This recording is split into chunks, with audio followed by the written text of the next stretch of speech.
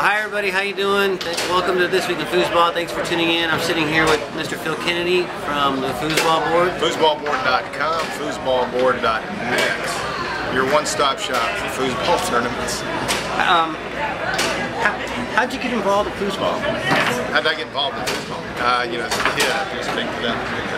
Foosball, originally I started playing in about 1972-3. Foosball started booming in Dallas, and for the most part, I was about 4 years older than everyone else. Everyone else was 16, 18. I was 21, 22, 23. So I was actually kind of an older guy then. Crowd. Anyway, that's how people know. I just started. It's just something that everybody did in the 70s. It's just like the video games are today. If you're young, if you're under the age of 30, you play foosball. At least in Texas. Yeah. And I mean, you started.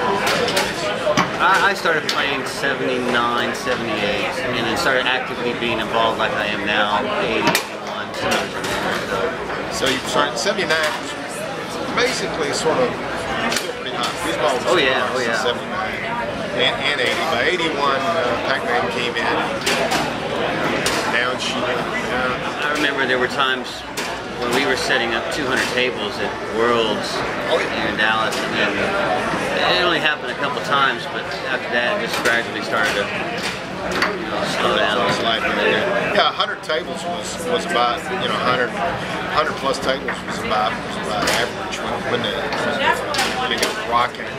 And the funny part about it is, tournaments really didn't get, even though foosball was tremendously popular in the early days, the tournament routine, or the tournaments as we know it today, really didn't, get to rocking until the late 70s, really. I mean, speaking of Texas, my tournament scene. When I speak of foosball, I speak almost totally of tornado. Because tournament soccer was, as well known, was they avoided Texas like the plague, and it was like all 5 states touching Texas. There was no tournament soccer. You got outside that realm, and there was plenty of fun. A lot of the Texas players had a hard time going outside of Texas to play too. And they still do this day and age. It's hard to get people from Dallas or from Houston to travel outside of the state. And when you get the players like Tracy McMillan and Brandon Moreland, they all they'll show up on tour a lot, but there's a whole lot more players in Houston and in Dallas than Brandon Moreland and Tracy McMillan, and they just don't come out to play. Traveling was, even back in the day was, that's kind of the misnomer or misconception is the fact that, touring foosball, everybody toured. And certainly there were more touring pros, say in the 80s for sure, maybe even into the 90s. But touring has never been super popular thing that you conceive of. Right.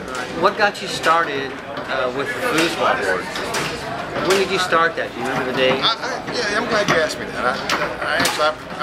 I've explained it occasionally on the foosball board, but foosball board came about because when I first started back playing, there was RSTS, which was recreational sport, table soccer, and it was a very good board. I mean, it was a very good place to go, and the players would ask a lot of questions. And then I came in and I was sort of wanted to reminisce about the old days. And I'd say, yeah, I'm an old player. And for the most part, at that time,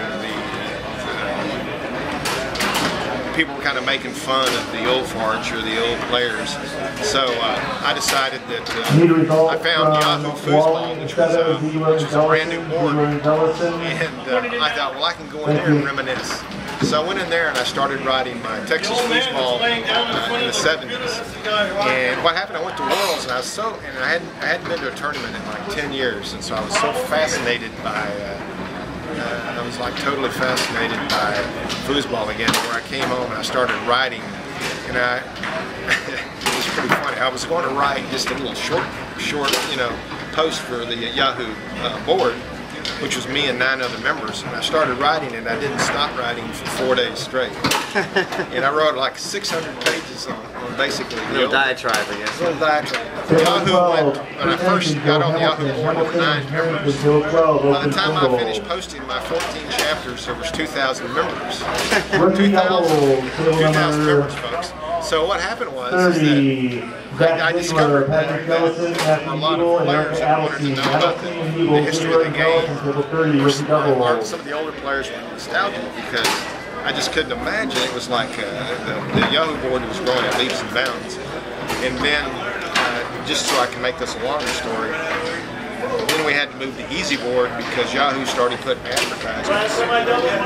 They started inserting. You had to click through a page of advertisements each time before you got to the board. Before you got to the board, and then each time, about every 5 pages, you had to go to an advertisement. Then went to Easy Board, and then Easy Board was where it really congealed. Easy Board, believe it or not, to tell the numbers out there, was getting anywhere from 50,000 to 100,000 hits a day. This would have been in 2005. Why did you switch from the Easy Board to? Because the Easy Board was not free, and it was totally dependent on your bandwidth. So to begin with, the bandwidth was very cheap because there wasn't very many members. But as soon as we got to 2,000 members, we went from free to the next year was $300 to the third year, which was $900, and then if I would have stayed, it would have jumped from 900 to about 3,600.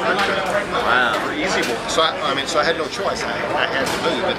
Well, I like it. I think it really has helped the sport because it's brought a lot of foosball players closer together, and it's easier to communicate what's going on in our community, local events as well as national events.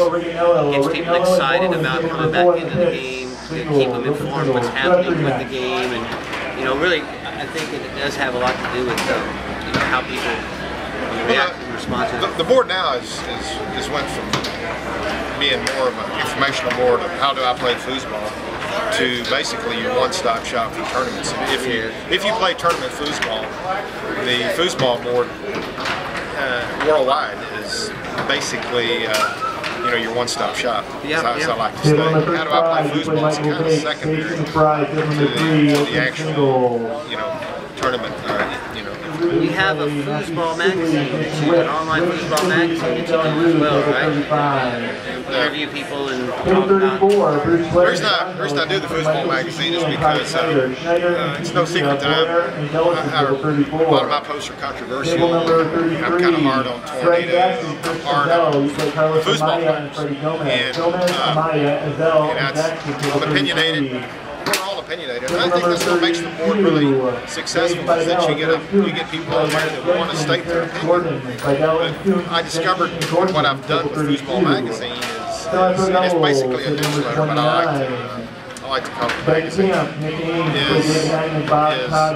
It's more of a kind of a middle of the road type of informational source thing where I can try not to let the politics or opinions just take over. It's where you go in there, you can have an interview like you're doing, or it's just a good article by Fred Gower, the ITSF. And for anybody that thinks I don't like the ITSF, Foosball Magazine is your one-stop shop for the ITSF. So there you go. What's the foosball community doing to bring in new players? Well, that's a good question. It's kind of in limbo right now. They want to know what the foosball community is doing to bring in new players. So foosball is totally dependent on the fact that new blood is coming in or new players are coming in. It's just not, foosball's just not, the growth pattern is not in the lifers like say Carlos and I and players that have been playing for 20, 30 years. A foosball career is, foosball for the most part is something that you kind of pass through on to something else. And I think what happens is, and I've said this on the foosball board, it's like the bell-shaped curve. It just goes up and down. And as far as bringing in, say, new blood, but and the proof of this is even in where you play, if you'll look around, or if you'll just remember back, if you've been playing for 5 years, the people you're playing today are not the players that you were playing 5 years ago. No, not at all. So there is a turnover of players, even though we tend to think that foosball growth is stagnant. Well, I appreciate you sitting down with me and talking. You know, let other people know who you are. You know, people know the name Phil Kennedy, but it's always behind the board. Nobody gets to put a face to the name. So now y'all know who Phil Kennedy is, AKA Mr. Long-Winded.